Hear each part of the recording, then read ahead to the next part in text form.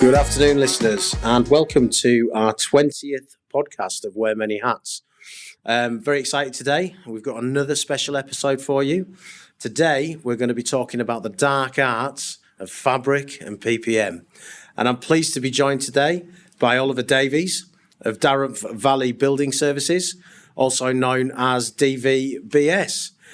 Good afternoon, Oliver. How are you doing? Afternoon, Mark. Yep, good. Thank you. Great to have you. Great to have you on the podcast. How's your day going? Good. Busy. Busy? Always, yeah. Feet hurting from running around the city? I've got a lift to the station this morning. I've got the bus up to Bishopsgate. So fair play. Not too much walking today. Don't blame you. I got a blister on my feet after yesterday. You did? Yeah.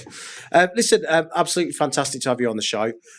So listen, we'll get straight into it, and we'll start off with yourself, learn a little bit about you, Sure. And then we can learn a little bit about DVBS and those dark arts you're involved in. Yeah. Firstly, tell us a little bit about your career journey in facilities management. And So I left college, did a business course at college, nothing to do with facilities management at all, obviously. Yep. Didn't know what I was going to go on to do at that point. My now wife's father-in-law reached out to me and he said we could do some holiday cover through the summer. Yeah. Would you be interested? So James, my father-in-law, is the sole owner of Hammond Group and Darenth Valley Building Services. Right, so a real family business then. It was. It's come on a bit. So went in for holiday cover, and here I am 12 years later. So most people in the industry didn't know much about it. And that's how I got in. We fell into it, basically. Absolutely fell into it, yeah.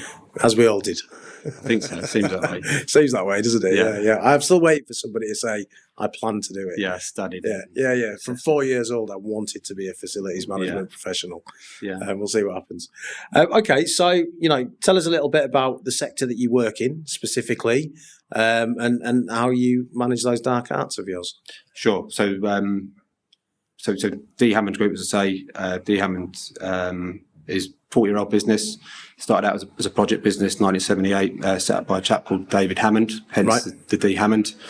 Let's say the current owner, James, got involved in the business in 1992, and then ended up taking it on in 1998. He bought the business. Right. Continued to run it as a project business, commercial project business. And then 2008 recession hit, credit crunch. So he looked to sort of diversify, see how I could safeguard the business. Right. And they set up a maintenance division within D Hammond, sort of small works and maintenance business. So primarily fabric work, reactive bits and pieces. So started in about 2009, and I joined in 2011. Yep. Okay. So when I joined, it was just myself and a chap called Jonathan Cramp, who set the maintenance division up. Right. So two of us working out of a loft space in an office on Albemarle Street in Mayfair. Yep. Really small setup. I was doing everything at that point, all the administration. I was running our job logic system, which we still use today. Right. Albeit it's come on a long way. Yeah. Since then. And me and Jonathan, worked really hard at growing the business over the next few years. Yeah. To the point where 2015 we had, I can't remember, maybe three managers and some admin support. And through the success of the maintenance division, we acquired Darenth Valley Building Services. Right. Which was a mechanical electrical business set up in 2000. And the thought process was we would take the small works and maintenance division out of Hammond's, and we would merge it into Darenth Valley Building Services to create an all-encompassing maintenance business. Right, okay. M&E and fabric services. Sort of saw a USP there. Yeah. Easier said than done. Yep. Yeah. So, acquisitions, mergers, as most people will know. Always quite taxing. Tough, Tough. Yeah. So different cultures, and actually in reality trying to get that sort of thing off the ground was challenging. Yeah. How long? I think our listeners will find it quite interesting. How long did that take, and what was the impact on the business at that time in terms of clientele and so on and so forth? I think it would depend on who you're talking to. Right. Within our business, I was still quite young at that stage. Yeah. And looking back now, so that was sort of through my 20s, I was fully immersed in what we were doing. Yeah. And quite narrow-minded, really. Right. Okay. So I was very focused on my little bit, and Yeah. I wanted to protect it at all costs. Yeah. So it was essential that the horizons broadened then, really. Yeah. So a bit of personal growth there as well as professional growth, would you say? yeah, for sure. Oh, But, fantastic. A really good learning experience for me at a young age to go through that process. But sink or swim, wasn't it? By the sounds of it. Yeah. Yeah. But in answer to your question, I would say somewhere in the region of 3 years. Right. Okay. Yeah, which is a long time for a small business, really. Yeah, but I think the length of time is dependent on the processes that you put in place, isn't it? So, I mean, it's a big change, isn't it? It's a big sea change for any organisation when a new organisation with different ideas becomes a part of it. So it's difficult to navigate. It takes time. Yeah, it's people. Yeah, that's the challenge, and people trying to safeguard their bit, and they're what's the agenda here, and where are we headed with this? Yeah, which is understandable as well. Yeah, because I've been through a few acquisitions in my career, and it is quite a worrying time, I think, if you're an employee. Yeah. Because there's always going to be some kind of changes to the business in terms of personnel and who does what and so on and so forth. So you're kind of in that. It's kind of a stressed environment, isn't it? It's yeah. Okay, brilliant, good stuff. Okay, so if as an organisation, it's great to see that you guys are growing. So in that time period from when you were working in that small office in Mayfair, from what size has the company started at and got to, say, now in 2023? Okay, so looking at Darenth Valley rather than the group as a whole. So we'll leave the Hammond aside as the project business. So when I joined in 2011, it was... so we look at the maintenance business in isolation. Yeah. So the maintenance side of the business at that point was probably 500,000, something like that. Yeah. So small scale. Yeah. At the time when we acquired Darenth Valley, it was probably in the region of about 3 million. Right. Which I would say is a decent amount of growth in that time, sort of 4 years. Right. And we're sitting here today at just shy of 8 million. Wow, the maintenance business. That's really, really good. Yeah. So what drove that growth? Is it an active sales team, or is it more organic growth through word of mouth and so on? Obviously the acquisition. Yeah. So acquiring Darenth Valley bolted on a level of growth. Yep. But also just through client relationships and nurturing them and through service delivery, really. Yeah. We are very fortunate with our client base. We are in with what I refer to as tier one managing agents. Right. Fantastic. So the household names, or the names that we're all familiar with. Yep. And it created a lot of opportunity for us. So service, responsiveness. Yeah. And maintaining those relationships. Yeah. So how did the business manage the growth then? Did you have to, bring in new personnel, look to integrate them into the business to ensure there are smooth transitions? What did we do? So at senior level, James took the role of managing director, right, for Darenth Valley. Yep. And also for Hammonds. Right. So he ran the two side by side. So yep. That gave us sort of stability and continuity. Yep. And then, we brought in a finance director. Yep. And then other than that, it was sort of operational level management, contract managers, etc. Yep. We didn't really bring in, there wasn't a great deal of change in terms of personnel. Right, okay. No. And how has the culture of the business changed in that time? Have you noticed a shift, or have you managed to maintain the culture of the early days? I guess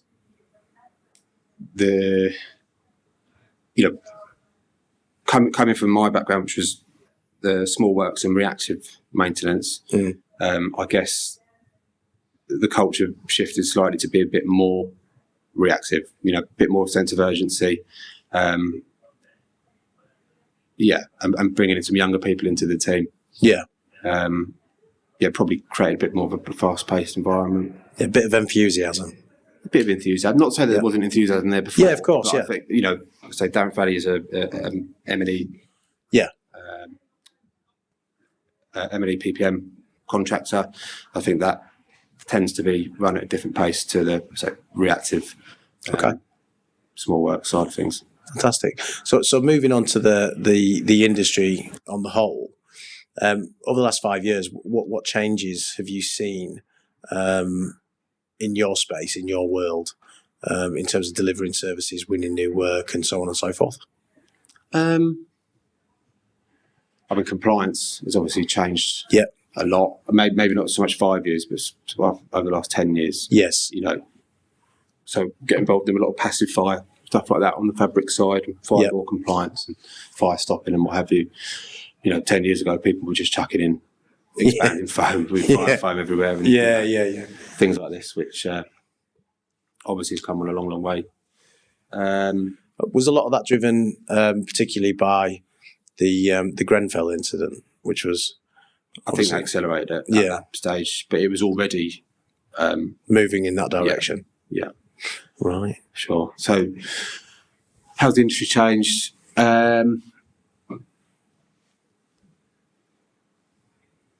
We've seen a lot of change in workspaces, obviously, and how they're set up, and people want flexibility. So it creates opportunity for project work. Because, things are being fitted out and turned around and changed quicker. The long leases and what have you, that seems to be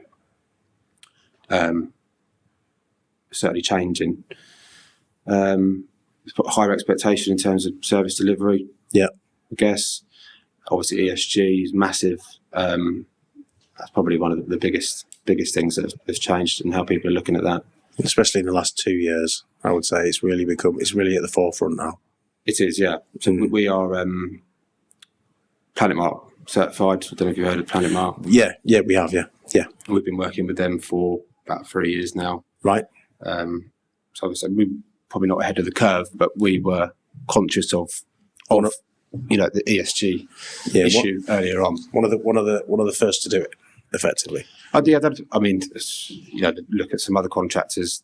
They were running electric fleets 8-10 years ago, or maybe not a whole fleet, but they were running electric vehicles that long ago. Yeah, and their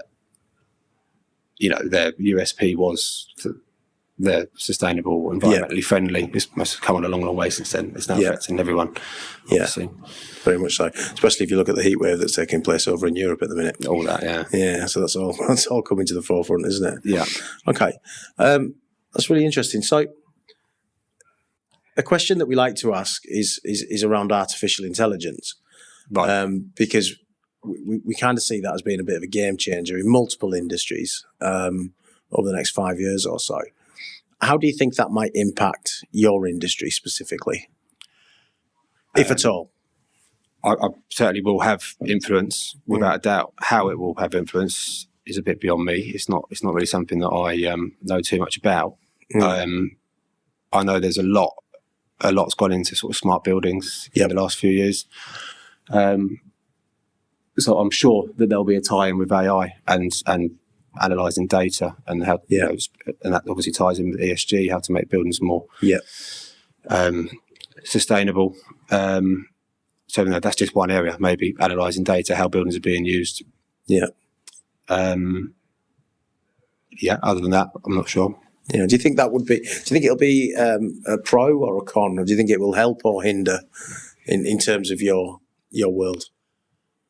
I'm sure there's points for both, to be honest. If it helps towards sustainability goals, because you can analyse data and decisions can be made that much quicker or live. Yep. So trend analysis, things. Trend analysis, but health and safety again. Yep. Analysing data and decisions that could be made off the back of that. Right. Okay. So but as I say, it's not an area that I'm overly familiar with. I'm aware that there's a lot of AI stuff going on, and people talk about ChatGPT or whatever it is. And Yeah, I've had a play with that actually. Have you? Oh, it's actually quite good. Yeah. Yeah, it is quite good. You can do some bits and pieces with it, but I think it could do far more than my limited capability can get it to be quite frank. But yeah, I've seen some, like the deep fake stuff and things like that. It's really quite interesting what that this could potentially do. I think it's going to be like the World Wide Web. I think it's going to completely change how we do business, and I think it's also going to have to be monitored closely. Because I think it could create issues and problems and things like that. There's a lot of coverage on that, isn't there? That we can't. I mean, I don't think they're going to set off all the nukes and Arnold's going to come and do us in when we're in a nightclub. But it's you never know. Well, hopefully not, Ollie. Hopefully not. Hopefully not. Yeah. Okay. Lovely. So, what do you think the future landscape is? Taking AI out of it, just a standard scenario. What do you think the future landscape of sort of that fabric PPM world is going to be? So I'll be talking two different things there. Yep. M&E PPM. Yep.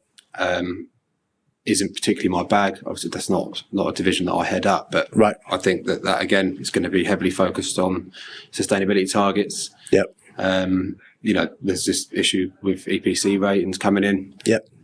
And I think landlords are going to be, they're really going to have their work cut out to make that work over the next 5 to 10 years. Well, when do they come out of interest? There's quite an interesting... I think it's 2030. Is it 2030? I don't know what the rating is that they need to hit. Right. But I know that there's concerns around, if buildings are leased, whose responsibility is it to ensure that the EPC rating is met? Yeah. So, that in itself is going to be interesting to see how that plays out and who's going to police it. Yeah. But on the fabric side, we are seeing people now looking to put in sort of PPM regimes for building fabric. Right. It's a relatively new thing. Yeah. But we are being asked more and more to look at that. And it's a cost saving exercise. You think if you've got a routine maintenance booked in for fabric, yeah. So someone runs around the building once a week and picks up a bit of painting or whatever, and you assess the cost of that against having to call someone out on a reactive job each time. And that's an exercise that we've undertaken on one contract, right? To sort of demonstrate value to the client. The figures are quite alarming. Were they? What your spend would be if you did everything on a reactive basis, ad hoc, or if actually you do it through a planned maintenance regime. Yeah. So was that beneficial to the client? Yeah, we haven't actually shown them the data yet, but I'm sure that they will be very happy. Well, yeah, I think so. I think it demonstrates excellent value. Okay, cool. All right, well, shifting away from business for a minute, just trying to mix it up. What for you personally, Ollie? What gives you enjoyment, either professionally or personally, that gets you going? I love what I do. Yep. I absolutely enjoy what I do. So I live and breathe work. I do to an extent. Obviously, make time for family and what have you, but work is sort of at the forefront. And I guess what makes me tick is when people in my team sort of share the same enthusiasm that I do. If I see someone in my team showing that level of enthusiasm, that for me is success. Right. Absolute success, So that's what makes me tick. If I feel like the people around me are fully engaged and on board with what it is we're setting out to achieve. So you feed off that energy, basically. Yeah. It gives you a real buzz. Oh, fantastic. What about personally? Personally, you can't work all the time, Ollie. Come on. No, of course. Family. Yeah.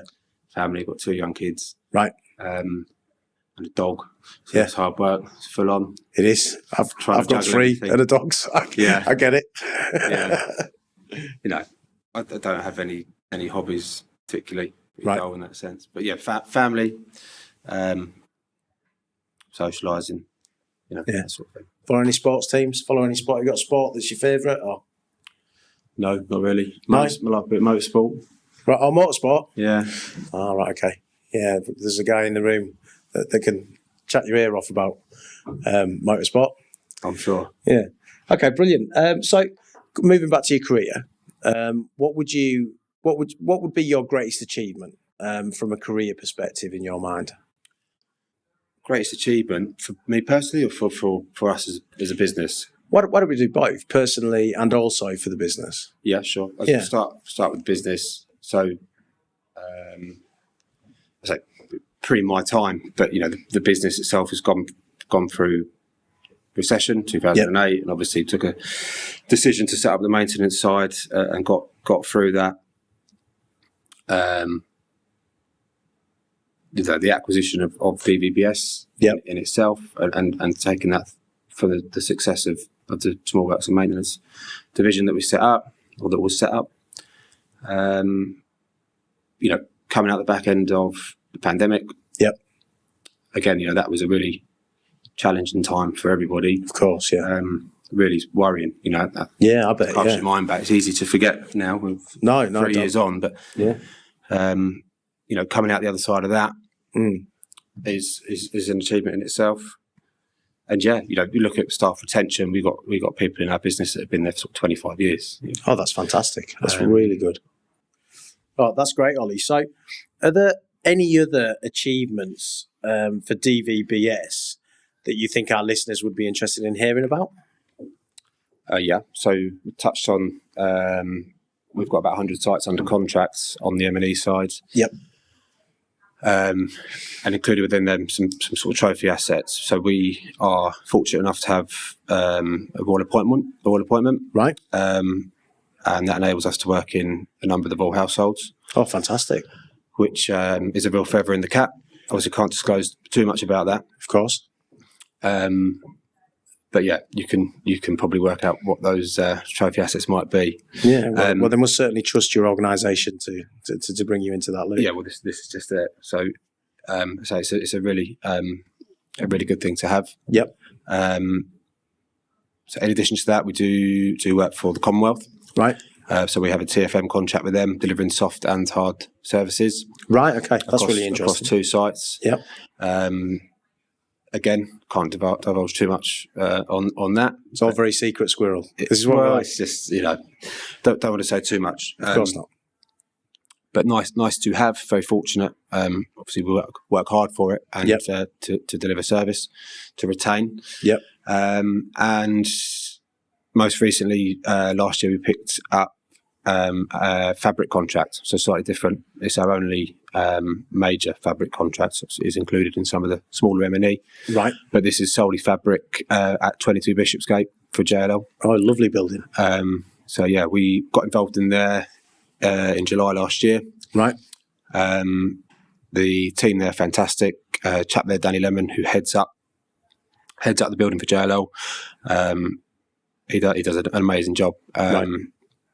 The way they drive culture in that place is it's something to be in awe of, to be honest. I've heard really good things about the culture within the building and how it's been quite innovative and progressive and things like that. So it's really great to hear that. Yeah. Yeah. Just talk about ESG. They absolutely believe in driving positive culture, and they really put their money where their mouth is when it comes to that. So yeah, credit to him. Really, really good stuff that they're doing there, and great to be involved in it. It's been a real eye opener for us as a small business.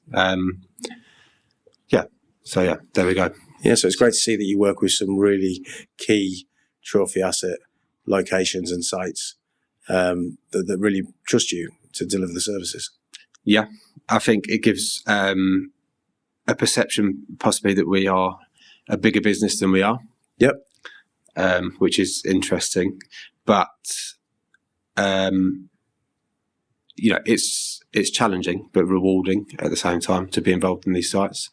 And it gives us a good foundation. You said talking about scaling the business, having these places under contract gives us a really good platform to do that. Yeah, I agree. It also gives smaller organisations hope that they can work with these type of organisations in the future if the service delivery is there and so on and so forth. Yeah, absolutely does. I mean, the industry it seems to go from everybody wants everything under One roof. TFM, and they go to the big TFM contractors, and then they reverse that because someone wants to make a cost saving, and then they go out to, seems to be a bit of a cycle. Yeah, it's a 5-year cycle, I think, Ollie. That's how I've factored it over the last couple of years. It's refreshing. Again, 22B, they openly said that they wanted to give us a shot as a smaller business. Yeah.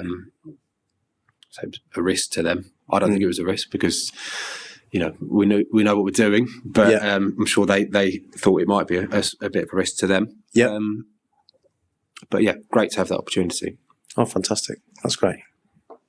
And then, for me personally, again, probably people in the business and retention and getting that level of engagement out of my team. Yeah. Our team. I would say that a low attrition rate across your team and colleagues is a very clear indicator of a good culture within the business. I think so. Yeah. Don't get me wrong. We've had staff go. They tend to be more at sort of the more junior roles within the business. Yeah. People that come in because of a friend of a friend or whatever. And, they've got other ambitions and they go off and do what they want to do. Yeah, they're just passing through. Yeah, I think all businesses have them. Yeah, which is fine. But we're of a size now. I think we are 50 people directly employed, and maybe up to 75 if you include people that are contracted, if you like. Yeah.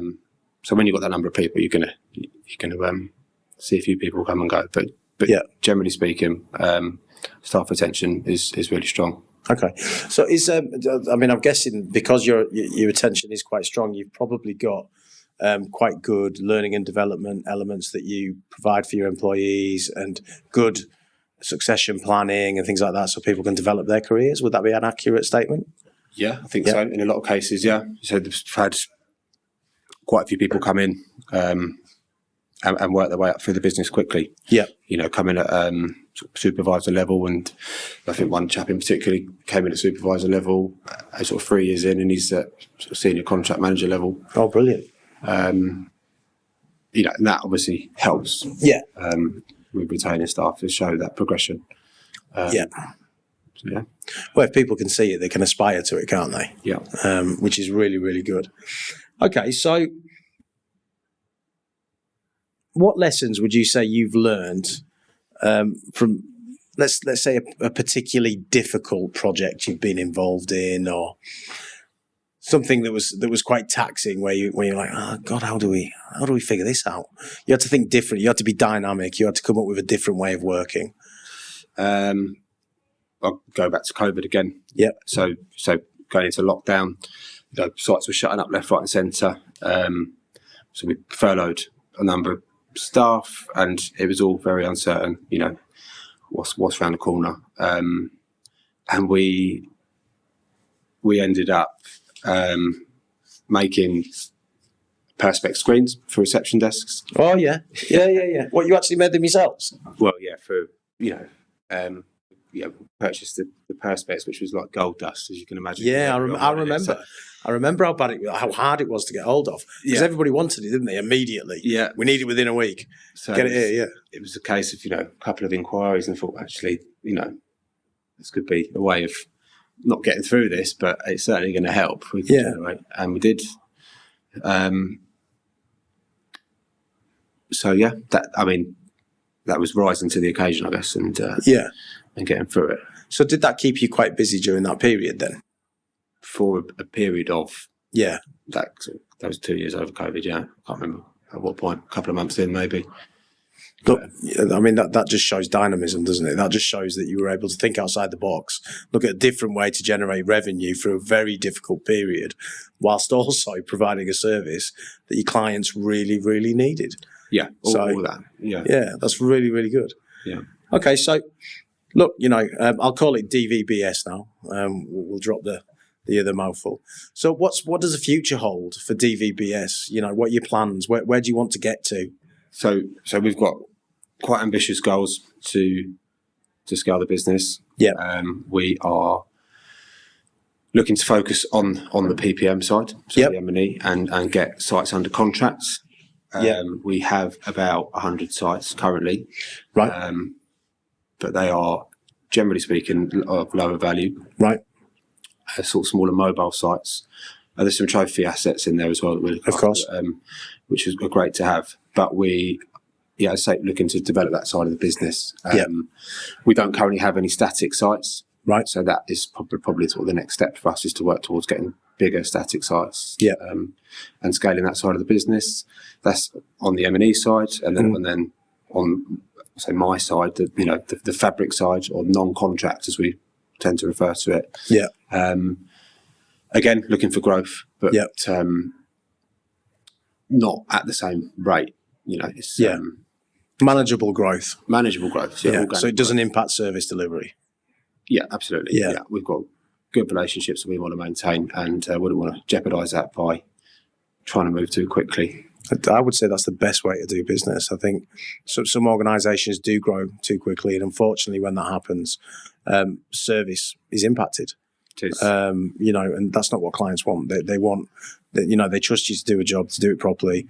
I would say, especially in the facilities management world, that they just want that assurance that whatever happens, you're going to be there and you're going to get it done.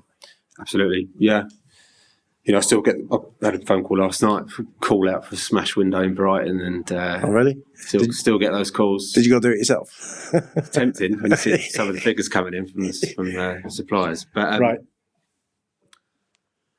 But yeah, it's nice to still get those calls and have those relationships. Yeah. Well, I mean, as someone said to me many, many years ago, love me or hate me, just never forget me. Yeah. So I think if you stick in people's minds and you stick in their minds for the right reasons, it's reciprocal business, isn't it? They continue to come to you, which is. It is. I like to think that people come to us because we solve problems for them. Yeah. And we react. Yeah. Talking about growth, we don't want to lose sight of that. And I think if we tried to grow too quickly, then you could quite easily lose sight of that. Yeah. All right. Well, that's absolutely fantastic. Okay. So moving on to ESG. Yeah. Okay, because ESG is a massive thing across the facilities management industry. And I think multiple businesses that offer different services are looking to try and find the best way to do it, to do it the right way, to make sure it's not a box ticking exercise. Is probably to make sure what they're doing is valuable. Yeah. You mentioned Planet Market earlier. Is there anything else that DVBS are doing from an ESG perspective, which our listeners might be interested in hearing about? Yeah, so obviously ESG, it's not just about sustainability. No. Obviously social aspects. We do take all of it seriously, and I think a lot of people pay lip service to ESG, even though it's so prominent now. Yep. It's such a key part. I still think it's a tick box exercise for a lot of people. It's not for us. We do genuinely believe in what we're doing. We've been running electric fleet since 2019. Right. On the social stuff, we've set up mental health and wellbeing committees. Really? That we follow through with. We have monthly meetings. We organise events. Yep. Group walks, social events. Right. We are starting to work with a local charity. Right. In Dartford, where our office is based. Did you want to name check the charity or? No, I won't do. That's we'll fine. probably put some stuff out on socials. So, okay. There'll be some things to see on that. Right. But it's, James, who is now the chairman, so he's the sole owner of the business. He does firmly believe in this stuff. Right. And he sees it through. So he's actively involved so he's taken the role of chairman now, so he's stepped back, but he's still actively involved with the Planet Mark certification. Yep. He's actively involved and sits on the mental health and wellbeing committee. Right. So yeah, as I say, we don't just pay lip service to it. We do this stuff. That's great to see. I think you have to. I think it's like anything. If it's worth doing right, isn't it? And doing the right thing because it's the right thing to do. I think is really important. Yeah. Okay. That's absolutely fantastic. Look, I think that's kind of every question that we wanted to ask you today. Is there anything that we haven't touched on throughout the podcast that you think may be beneficial for our listeners to hear about? Or And I look back at my 20s when I was sort of fully immersed in what we were doing. And I think, you know, if I was to give advice to anybody, it would be to try and get your head out of a situation and have good self-awareness, not to just be so immersed that you can't see the wood for the trees, as they say. Yeah. I look back on how I worked through my 20s, and it was very much head completely entrenched in everything that was going on. 100 mile an hour. And I think if I had a slightly different approach and was a bit more self-aware, you know, it would have done me the world of favours at that point. Now, do you think that impacted you negatively then? Opportunities didn't happen the way you wanted them to, or certain things within work didn't work the way you wanted them? Certainly, yeah. Yeah. Yeah, how I maybe dealt with certain situations, or, as I say, it's just being a bit self-aware, take stock, you know, get your head out, and have a look around. To be fair, you were very young though, Ollie, you know? Yeah, I was. And I still struggle with things now. I sort of, you know. I mean, you're still very young now, let's be honest. Well, aren't you? I don't feel it. Don't feel it? Well, none of us do. No. Okay, lovely. Well, listen, that's absolutely fantastic. Thank you very much for coming on the show, Ollie. That's now the end of our 20th podcast, where we focus primarily on a subcontractor provider for fabric and PPM. I'd like to thank Ollie for coming on the show. It's been really thought-provoking, and, you know, thank you for being so engaged and opening it up to us. And yeah, thank you very much. No problem. Thanks for having me. No problem at all. Take care. Bye.